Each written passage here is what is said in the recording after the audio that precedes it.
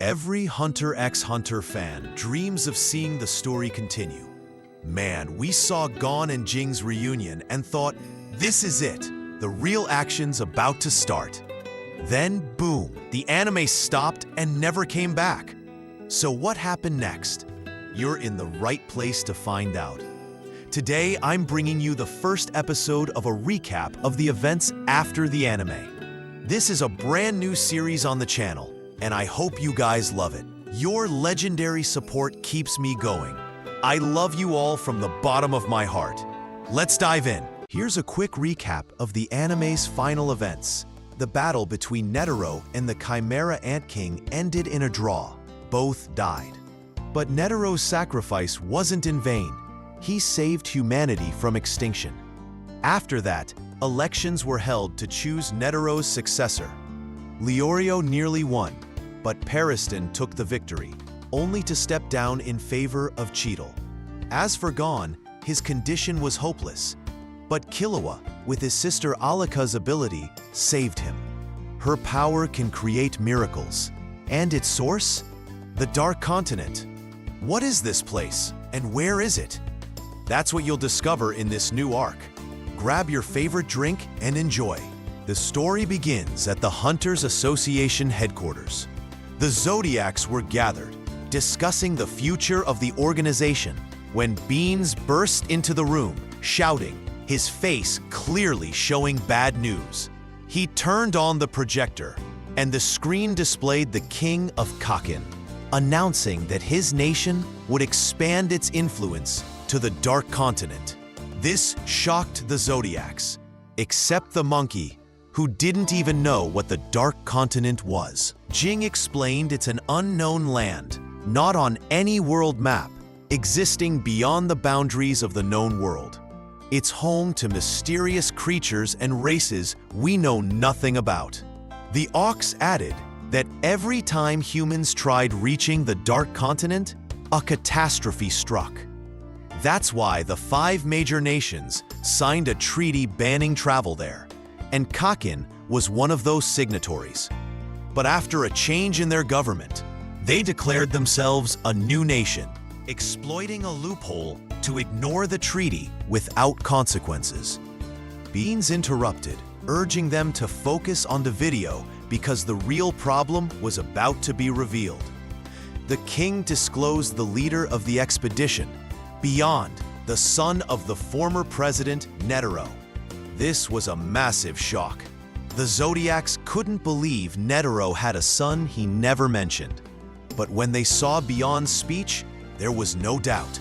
He was practically a carbon copy of Netero in both speech and mannerisms. Beyond invited everyone to join his adventure, saying he wouldn't reject any applicant. He ignited excitement in the crowd, vowing to take them all to the Dark Continent. When the video ended, the Zodiacs froze, overwhelmed by mixed emotions. Beans noticed their tension and revealed that Netero left 2 recordings. The first was what we saw in the anime, and the second was for this exact moment. The Zodiacs got excited, thinking the solution to their problem lay in that recording. But there was a catch. It could only be viewed if all Zodiacs were present, meaning they had.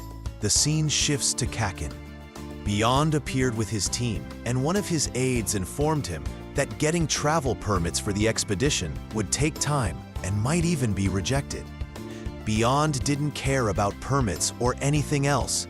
He just wanted to reach a place no human had before and achieve things no one had done. He was ready to crush anyone standing in his way. His team was hyped, and the shocker? Periston was part of his crew. His motives? Nobody knows. Back at the Hunters Association, Cheetle announced that Ging and Periston had resigned, meaning the current Zodiacs were all present, allowing them to view Netero's recording. But Cheetle had bigger news.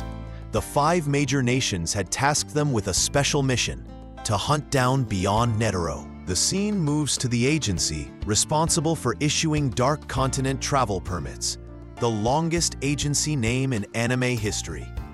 The agency strongly opposed Beyond's plans, So they hired a new employee whose sole job was to reject applications. But the agency also had to approve qualified applicants. They couldn't just deny everyone. The director took the new employee on a tour of the agency, leading him to the basement. The employee was stunned by what he saw. Bizarre creatures, indescribable and unidentifiable, once human but transformed after visiting the Dark Continent. The director handed him a book detailing an expedition to the Dark Continent, written by an unknown author. Once considered fiction, it's now believed to contain real truths the human mind struggles to comprehend. The director asked the employee to read it and submit a report by next week. Suddenly, one of the creatures moved, freaking out the employee. The director explained that this man was infected by a Dark Continent virus that made him near immortal. For over 50 years, he hadn't eaten, yet hadn't died, meaning he was no longer human. Back at the Hunters Association, they played Netero's recording. It revealed Netero knew his son's plans. While alive, he could have stopped Beyond, but he also knew Beyond was waiting for his death to act. The only way to stop Beyond was for someone else to explore the Dark Continent first, robbing him of his goal to achieve the unachieved. This was Netero's final mission for the Zodiacs: beat Beyond to the Dark Continent. This mission, guys, is ranked Grade F, Maximum Danger. Netero wanted the Hunters Association to claim this achievement. He clarified it wasn't an order. The final decision was theirs. The Zodiacs now had two missions: eliminate Beyond and race him to the Dark Continent. This sparked disagreements. Some believed capturing Beyond would make the race unfair, while others thought Beyond's long preparation gave him an unfair advantage, and they weren't ready. They couldn't reach a consensus. Meanwhile, Beans received a call informing him that Beyond had arrived and wanted to meet. A surprise no one expected. The prey was standing before the hunter. But who was the prey and who was the hunter? Hard to tell. Beyond asked the Zodiacs to contact the 5 major nations and say they'd captured him. Confused, they asked why, and Beyond revealed he wanted to strike a deal. Meanwhile, the agency employee was engrossed in the book about the Dark Continent's secrets. One page listed 5 calamities brought back from the continent. A humanoid body with a spherical head used as a protective weapon. A snake whose venom drives its prey to murderous insanity. Imagine it biting Hisoka. Strange beasts that manipulate humans, invasive gaseous creatures, and a virus granting near immortality. At the Hunters Association, Beyond was detained in a secure room under heavy guard. Cheadle interrogated him. Beyond said, "Now that you've captured me and completed your mission, you'll still have to set me free. Whether you like it or not, reality will force you." Cheadle dismissed his words as nonsense, but Beyond pressed her, saying the only way for the Hunters Association to maintain its status was to work with him. He revealed his presence in that room was voluntary. He offered a deal: help him get official travel permits, and the Hunters Association could oversee his expedition. The competition would begin upon reaching the Dark Continent. Beyond issued the challenge. Cheadle agreed, and the 5 major nations approved, with the condition that all Zodiacs join the trip. Beyond would remain detained until the Zodiacs were ready. Kakin prepared a massive ship capable of carrying 200,000 people. The king promised to ready 20 more ships next year for all applicants. The first voyage would carry Beyond, 14 princes, all the king's sons, and others chosen by lottery. The Dark Continent expedition became a global trend, with everyone talking about it and channels covering it live. Meanwhile, Jing showed up at Beyond's team headquarters, requesting to join, claiming his dream was to explore the Dark Continent. Periston laughed, thinking Jing was there to stop them. But Jing said, "That's exactly what I plan to do. I know you're planning to release the Chimera ants from containment. If I refuse this trip, don't you want to stop these reckless actions?" He added, "From now on, I'll play your game until you admit defeat." Periston smirked. Finally finding a worthy opponent, Jing returned the smile, accepting the challenge. At the same time, Cheetle called Leorio, offering him a zodiac spot due to his popularity in the elections. He declined, focusing on his studies. But Cheetle, a doctor, convinced him to join as her assistant, promising more experience than university could offer. Leorio agreed, seeing it as a rare opportunity, but asked to include another person if a spot was available. Kurapika, the ox, was tasked with finding him. At the agency where Kurapika worked, the ox's request to meet him was denied, as Kurapika was unavailable. The ox insisted on waiting, but his presence was unwelcome, and guards tried to remove him. He stopped them with a single move and sat calmly.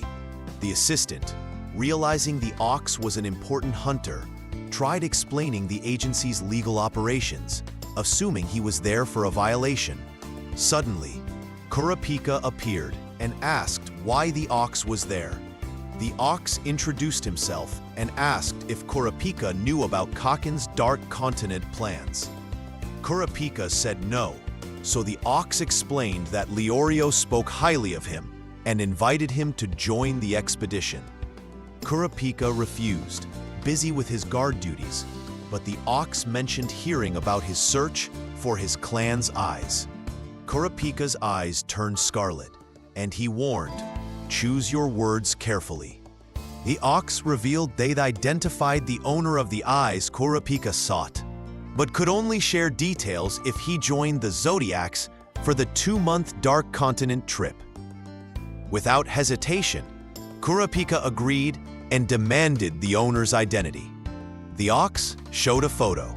It was Kakin's 4th prince. The scene shifts to Jing. Periston admitted he planned to release the Chimera ants because Cheetle was making decisions he disliked. Jing accused him of wanting to destroy the association, but Periston demanded proof. Jing had none. His claims were assumptions since nothing had happened yet. Periston's smile faded, admitting Jing was right. He explained that normal people find joy in being loved, but he thrives on being hated, hurting what others love to gain that hatred. This guy's officially nuts.